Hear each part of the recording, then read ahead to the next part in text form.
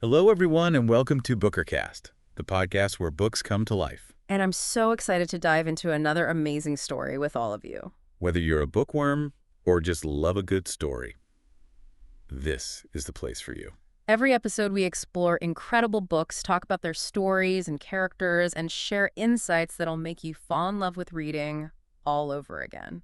All right, let's not keep you waiting any longer. Get comfortable, and let's jump right into it. Sounds good. Welcome back, everybody. We're diving deep today, really deep. Deeper than usual. Oh, yeah, way deeper. All right, I like it. We're taking on Dracula. Bram Stoker's Dracula. That's right. But we're not just, doing the Spark Notes version. We're going full Gothic lit nerd on this one. I'm ready. We've got passages from the actual book, A&ED. Mm-hmm. Creepy old newspaper clippings. Really sets the mood, Oh, I love a good primary source. That's you. But before we go full Transylvania, tell me, what is it about vampire stories? What keeps us coming back for more? That's a good question. I think it's a mix of things. I mean, you got the fear, right? The thrill of the unknown. But then there's this forbidden romance thing going on. And honestly, I think Dracula, it's more than just a monster story. Right. It's like this window into the anxieties people had back in the late 1800s. All that stuff happening in Europe, swirling around. It's all there under the surface. And Stoker, he throws us right into it. We meet Jonathan Harker, right? This super organized lawyer guy. Meticulous. He is... Yes. Meticulous. And he's off to meet Count Dracula in Transylvania. described by Stoker as one of the wildest and least known portions of Europe. It's like even the setting is already ominous. You're right. And the thing is, the tension builds even before we even meet Dracula. All those warnings from the locals, like they're begging Harker to turn around. Remember that old woman? Do you know what day it is? Chilling. Seriously. And the whole journey like a bad dream. The forests, the shadows, the wolves. Remember that part with the wolves? Oh, yeah. Stoker really paints a picture of that. Harker surrounded by wolves in the dark. Pure primal fear. Classic Gothic stuff, right? Absolutely. Isolated castles, dark forests, a sense of being watched. It's all about creating that atmosphere of dread, that vulnerability. And Harker, he's writing everything down in his journal, almost like a scientist observing this descent into, madness almost. Trying to make sense of it all, but the more he observes, the less sense it makes. And then he gets to the castle. One thing that always stuck with me is all those books in Dracula's library, tons of them, and in English. It's like a clue, right? This guy, Dracula, he's been planning something. He's not just some mindless beast. Exactly. And then there's that scene with the shaving mirror. Oh, yeah, that one's a classic. So much packed into that one little moment. Harker cuts himself, Dracula freaks out, and smashes the mirror. It's symbolic, but it's also revealing. Superhuman strength, for one, and that aversion to mirrors and the way he reacts to the blood, it's like he's both attracted to it and repelled by it. So many questions about who or what Dracula really is. Layers upon layers. And then he starts talking about his family history, all those warrior ancestors. Yeah, boasting about his lineage, their disdain for dishonorable peace.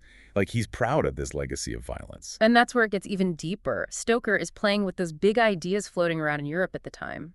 Nationalism, imperialism, this idea of a glorious but violent past. Dracula becomes like this symbol for all of it. He's like the dark side of history come to life. Mm-hmm. But while he's giving this whole history lesson, he's also messing with Harker's letters. Controlling his communication, isolating him even more. He's a prisoner, but he doesn't even realize it at first. It's like watching a spider trap a fly. And just when Harker starts to see what's really going on, Dracula sets his sights on England.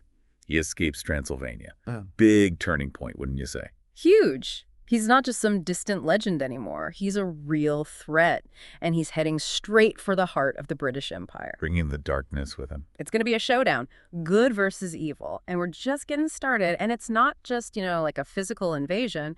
Dracula gets into all those worries people had back then, the Victorian era. Oh, yeah, totally. Like they were afraid of everything new, everything changing. Right. Women's roles, science, the whole thing. Right. And the unknown. Forget about it. That was terrifying. Okay, so remember those 3 vampire women back at the castle? How could I forget? They really shook things up, especially for Victorian readers. Right. They weren't just, pretty. They were powerful and dangerous and totally not what a good Victorian woman was supposed to be like at all. Not even close. It makes you wonder, right? Like, were they a symbol for how some men felt about women getting more independent? It's possible. And then there's Lucy, poor Lucy Westenra. She's like the perfect Victorian lady until Dracula gets his claws into her. The way Stoker describes her decline, it's like he's showing us innocence being destroyed piece by piece. And blood. He's always using blood as a symbol. It's life, it's innocence, it's even kind of sexual. And Dracula twists it all, makes it his own. And nobody can figure out what's wrong with her at first. She's pale, weak, those marks on her neck. The doctors are clueless. Science can't explain it. And then Van Helsing shows up. Our vampire hunting hero. He's this weird Dutch doctor, but he knows exactly what's going on. He's like the only one who gets it. He's like the bridge between reason and superstition. He's a scientist, but he believes in vampires, a real paradox. But even he's using garlic, crucifixes, all that stuff. Right. It's like, even in the age of science, you can't escape the power of those old beliefs. That clash is all over Dracula. Totally. Like the zookeeper. He just refuses to believe, even when he sees the proof. Head in the sand. That's a whole side of Victorian society right there. If I can't explain it, it can't be real. Like a battle for the soul of England.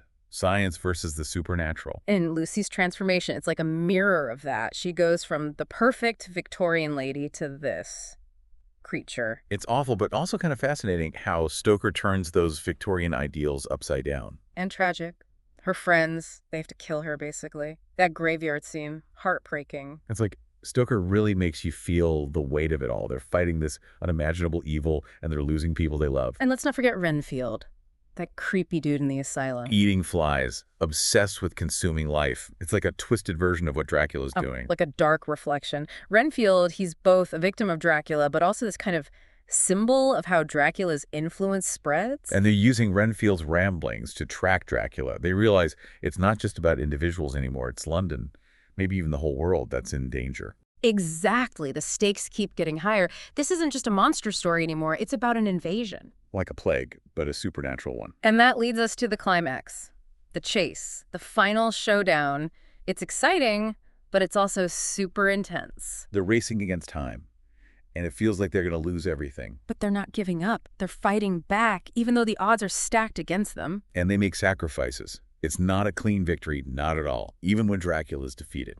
There's this feeling that it's not really over. Like the evil's still out there somewhere. It's creepy, right? Like even after you close the book, that feeling sticks with you. That's what makes it so good. Dracula gets under your skin, stays with you, and I don't think it's just the scary parts. It's those big questions that comes up, the stuff we're still thinking about today. That's so true. Like the darkness inside us all, you know? Yeah. And speaking of things that stick around, how crazy is it how much Dracula influenced like every vampire story after it? It's wild. Stoker didn't just create a character. He basically created an entire, like, mythology. Right.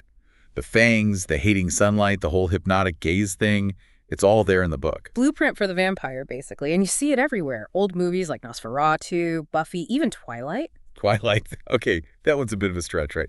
Victorian England would fainted at sparkling vampires. Oh, for sure. But it proves how adaptable the vampire is.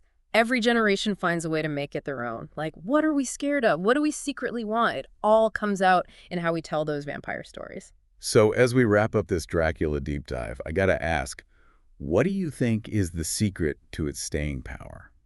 Why are we still so obsessed with vampires, even now? Ooh, good question. I think it's because vampires are both familiar and totally alien all at the same time. They're like us, but also completely other.